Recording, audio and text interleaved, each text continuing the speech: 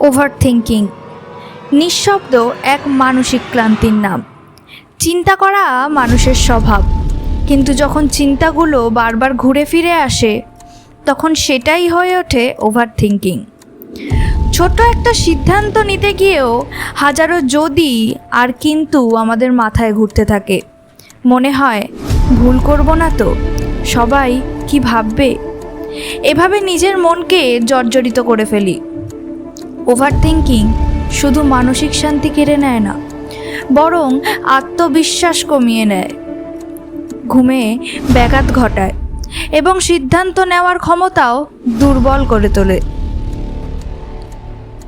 আমরা ভবিষ্যতের অজানা ভয়, অতীতের ভুল এবং বর্তমানের ছোট বিষয় নিয়ে এতটাই ব্যস্ত হয়ে পড়ি যে জীবনটা উপভোগ করাই ভুলে যাই। এই অবস্থা থেকে বেরিয়ে আসার জন্য প্রয়োজন সচেতনতা। নিজেকে বোঝাতে হবে সব কিছুর ওপর আমাদের নিয়ন্ত্রণ নেই। কখনো কখনো ছেড়ে দেওয়াটাই সবচেয়ে ভালো সিদ্ধান্ত।